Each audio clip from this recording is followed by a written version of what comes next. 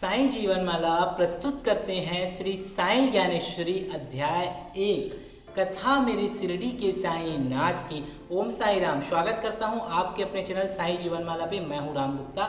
तो आज हम आपको साईं ज्ञानेश्वरी की आगे की कथा को पढ़कर बताएंगे ताकि आपके जीवन में आ रही परेशानियों को साईं बाबा दूर करें। क्योंकि हम यह महाग्रंथ का पाठ संसार में फैली कोरोना महामारी को दूर करने के लिए बाबा की द्वारका माई में बाबा को सुना रहे हैं। तो आप सभी भी इस महाग्रंथ के पाठ का आनंद लीजिए और अपने जीवन में उतारिए ताकि आपकी भी प्रार्थना को बाबा सुनकर आपके जीवन में आ रही परेशानियों को दूर कर आप पे अपनी अपार कृपा बनाए। तो चलिए शुरुआत करते हैं साईं ज्ञानेश्वरी के अध्याय 1 ज्ञान की आगे की कथा को।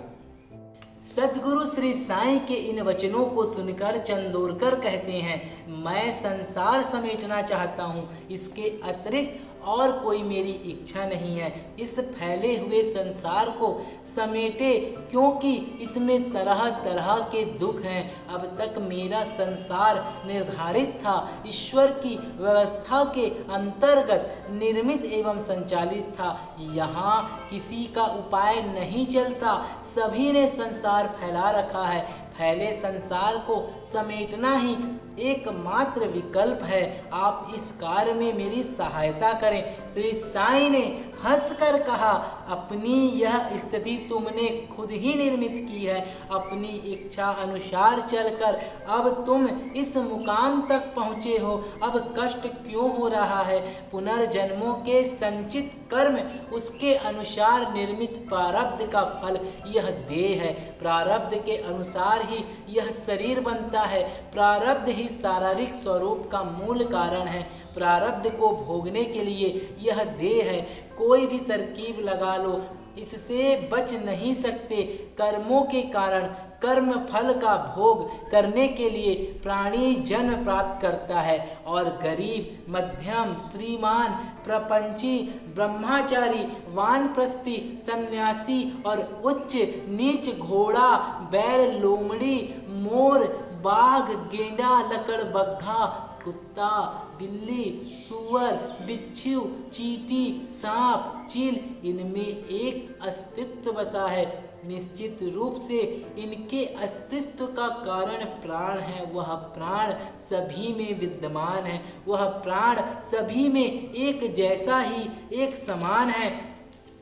हर प्राणी का बाहरी स्वरूप भिन्न भिन्न है। संसार में ऐसा हमें दिखाई पड़ता है। इस पर हम अपने मन में विचार करें। हे नाना, क्या तुमने इस पर कभी विचार किया? इस पर यदि विचार किया जाता तो इसका तत्व रहस्य हमें ज्ञात होता। ये संचित कर्म बलवान होते हैं। इससे प्राणी का ब्राह्य स्वरूप भिन्न भिन्न है। इनके प्राणियों के अलग अलग वर्गीकरण दिखाई पड़ते हैं।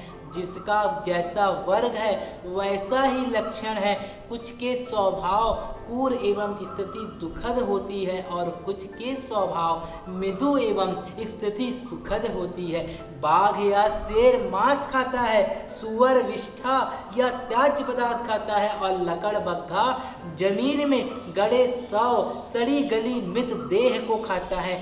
शरीर वर्ग के अनुसार उसका स्वभाव उत्कीर्ण होता है। कमल के कोमल पत्ते राजहंस खाता है और चील, गिद्ध मृत शरीर खाता है। देह का जैसा स्वभाव होता है वैसा ही सेवन होता है। जैसी योनि वैसा ही उसका कार्य होगा। यही जग में निश्चित रीति है। प्रारब्ध के अनुसार देह मिलती है जो कर्म फल भोगती है। इसमें कमी बेसी नहीं होती। कितने ही शेर ऐसे हैं जो अपनी इच्छा से जंगल में उन्मुक्त विचरण करते हैं। कितने ही तो ऐसे हैं जो दरवेशियों की जंजीर में बंधे हैं। वे कभी इस द्वार तो कभी उस द्वार भटकते रहते हैं। धनवान लोगों के पालतू कुत्ते मुलायम गद्दों पर बैठते हैं। कितने तो गलियों में भटकते हैं और रोटी के टुकड़ों के लिए पिटते हैं। कई गायों को खाने के लिए घास और दाना मिलता है तो कई को पेड़ की पत्तियां चबानी पड़ती हैं। कई को तिनका भी नहीं मिलता और कई कूड़े कचरे के ढेर पर जूठी पत्तलें चाटती है। इस अधिक या कम का कारण प्रारब्ध के अनुसार प्राप्त देह है, ऐसा जानो। संचित कर्म पूर्ण रूप से भोगे बिना त्रिकाल से छुटकारा नहीं है। इसके न्याय के कारण ही इंसानों में एक गरीब है तो एक श्रीमंत संपन्न है, एक भाग्यशाली है तो दूसरा अभागा अनाथ है। यह एक ऐसा भी है जिसे भिक्षा मांगकर खाना पड़ता है। एक के पास तेज गति से चलने के लिए घोड़ा गाड़ी है तो एक के पास रहने के लिए आलीशान महल है, और एक जाड़े की रात में पर्याप्त कपड़ों के बिना भी सो नहीं पाता, और एक कपड़े न होने के कारण निर्वस्त्र घूमता है। कितनों की संतानें होती हैं और कितनों की संतानें होकर मर जाती है, और कितने की संतानें नहीं होती, और कितनों की संतानें हैं पर उन्हें संतानों से संताप झेलना पड़ता है। तो साईं ज्ञानेश्वरी की यह ज्ञान की कथा आपके जीवन में आ रहे अंधकार को नाश कर देगा और आपकी सारी परेशानियों को दूर कर देगा। श्री साईं के ऐसे समर्थ वचन को सुनकर चंदोरकर दोनों हाथ जोड़कर बोले, मैं आपकी बात स्वीकार करता हूँ, मुझे इसका कारण बताएं कि सुख दुख क्यों लगे रहते हैं। प्रिय सम्मुख होता है तो खुशी होती है, जब दुख होता है तो हृदय फट जाता है। कभी सुख मिलता है, कभी दुख मिलता है। संसार में एक क्षण ये तो दूसरे क्षण वो, ऐसा क्यों? ऐसा कहा गया है कि सुख दुख प्रपंच का जाल है, माया का व्यापार है। जो हर क्षण संसार में चलता है उसे त्यागने, संसार छोड़ने से दुख मिट जाएगा। बाबा फिर तो कभी कोई बाधा जीवन में नहीं आएगी। शिष्य की बात को सुनकर सद्गुरु श्री साईं ने सत्य वचन कहा, सुख और दुख तो भ्रांति माया का खेल है, यह सभी के जीवन पटल पर खेला जाता है। माया में जो सुख है उसके नए नए रूप हैं जिसे तुम देख रहे हो।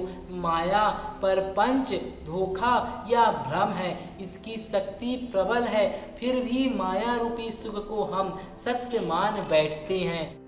तय प्रारब्ध के अनुसार हर एक को देह प्राप्त है। कोई देहधारी पंचामृत पवित्र पदार्थ खाता है, कोई सूखी रोटी खाता है तो किसी को बासी एवं जूठन खाने को मिलता है। जिन्हें बासी एवं जूठन खाने को मिलता है वे अपने आप को दुखी समझते हैं। धनी एवं सुखी लोगों को पंचामृत मिलता है, वे कहते हैं कि हमें किसी वस्तु की कमी नहीं है। मधुर पकवान खाओ या फिर बासी रोटी या उच्छिष्ट भोजन करो, ये दोनों ही साधन हैं जो जठराग्नि बुझाते हैं, मतलब पेट की भूख मिटाते हैं। जरीदार काम करने के लिए साल दुसाले अनेक प्रकार के कपड़े किसी को प्राप्त हैं तो कोई उससे शरीर को सज्जित करता है, कोई पेड़ की छाल से अपना तन ढकता है। साल दुसाला या वृक्ष की छाल हो, सच पूछो तो दोनों का एक ही उद्देश्य है, दोनों तन की रक्षा करते हैं। इसके अलावा इनका और कोई प्रयोजन नहीं है। आनंद एवं सुख दुख केवल हमारे मानने का तरीका पर निर्भर है। सच पूछो तो यही मानना अज्ञान है, यही मनुष्यों के लिए घातक है। यह सुख दुख एक तरंग के रूप में उठती है, किसी के भी चित्त को आंदोलित देती है, यही हमें भ्रमित करता है। अथा उसका मोह ना कर, लहर जल नहीं परंतु जल में लहर है, प्रकाश दीप नहीं परंतु दीप में प्रकाश है। वैसे ही तरंग सुख दुख नहीं परंतु सुख दुख में तरंग भ्रम है। इसी तरंग से कोई अछूता नहीं है। लोभ मोह आदि 6 शत्रुओं को देख, इसी तरह माया उत्पन्न है। इस तरह माया का स्वरूप मोहक है, जिससे असत्य में भी सत्य का भ्रम हो जाता है। श्री साईं ज्ञानेश्वरी की यह पावन कथा अभी जारी है, आप बने रहें। अगले अध्याय में हम साईं ज्ञानेश्वरी के अध्याय 1 की ज्ञान की कथा को संपूर्ण करेंगे। बोलिए साईंनाथ महाराज की जय। बाबा की इस ज्ञान गंगा को आप समझ चुके होंगे और आप सभी से अपने जीवन में अवश्य उतारें, ताकि आपके जीवन में आ रही परेशानियों को साईं बाबा दूर कर आपके ऊपर अपार कृपा करें। बोलिए साईंनाथ महाराज की जय। ओम साईं राम।